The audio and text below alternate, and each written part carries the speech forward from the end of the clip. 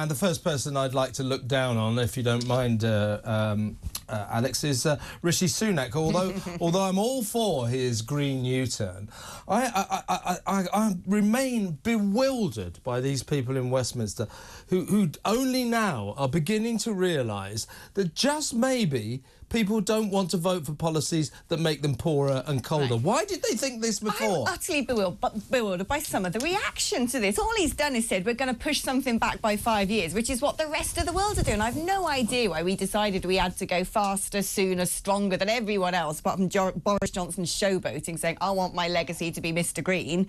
And so it's a sensible policy decision. But the reaction to it, like he's, I don't know, committed a mass atrocity, is utterly insane. Yeah, and what he needs to do, I'm all for everything he said. It's like this sort of epiphany for politicians. Oh, hang on. Not everyone likes all this green stuff, this green claptrap. As I always say, you know, I tend to spend a few times in pubs and bars and things like that, and I talk to people, I listen to conversations. No one's talking about climate change. You know, as I always say, what they're worried about is keeping a roof over their head, feeding their kids, running their car and going to Spain once a year. They don't really care about carbon net zero. The BBC went to Bolton yesterday. For once, good for the BBC, very good idea. And they did a vox pop. They walked around the streets of Bolton asking ordinary, decent people, what do you think carbon net zero is? None of them had the faintest idea. So while I'm all for Rishi's green U-turn, getting rid of all these restrictive policies that ruin our lives, I still think he needs to get rid of this ludicrous commitment to carbon net zero, whatever that is, by 2050, because that will still be a stick to beat us over our heads with. Well, what's so stupid is actually 50% of our carbon emissions we don't even emit in the UK. It's some stuff we import from abroad, who are just chugging out, you know, stuff from coal-fired power stations galore. What is a shame, actually, is Sunak actually did a fairly decent thing by rowing back on this, but then he ruined it by saying he was going to scrap a load of policies that don't even exist. He's like, I'm going to get rid of the meat tax. And we're all like, the what now? The meat tax? What's that? I've never heard of the meat tax. He's like, I'm going to get rid of this. I'm going to get rid of 7 bins in your house. And we're like, the what now? 7 bins? Yeah. I mean, don't forget the energy bill had within it, and this is what he needs to scrap, that if we didn't conform to all of the new restrictions, like, to be fair, he says he's never going to force anyone to get rid of their gas boiler now. But until yesterday, the situation was that if you didn't comply with these demands, these orders from the government, you get fined. You could even go to prison.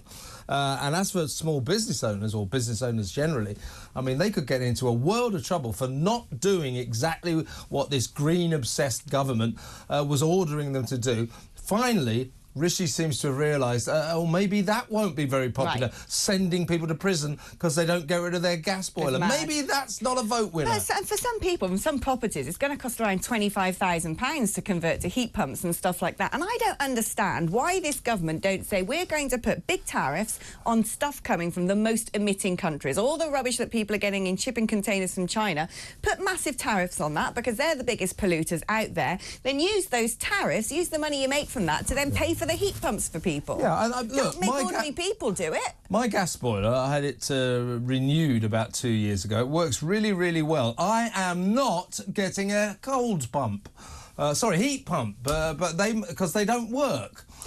So you know, a government telling me what I can do with my own home, that is out of the question. And again, good for Rishi for finally realising. I just, again, to reiterate, how did the body politic, how did the boys and the girls in the Westminster Bubble come to this pretty pass where they thought ruining people's lives for some nebulous concept of carbon net zero and a beautiful green world, how did they come to think that ruining our lives for that would be popular? Well, I don't know how they came to decide it was popular, but I'm going to say something that might be unpopular, which is Boris Johnson. Yeah, God, no, I'm with you. People always forget that Boris Johnson is a massive greenie, and he said, we're going to host COP whatever number it is. You know, Alok Sharma's there, showboating with all these world leaders up in Edinburgh. Aren't we brilliant? Britain's leading the way on this. We're going to get rid of petrol and diesel car sales by 2025, whatever it is, way before everyone else. And it's like, huh?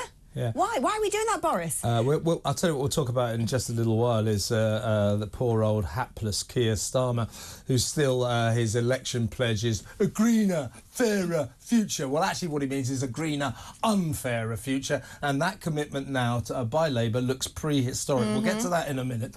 But the most incredible element of Rishi's speech yesterday, his U-turn speech, was his admission that the government has not been honest.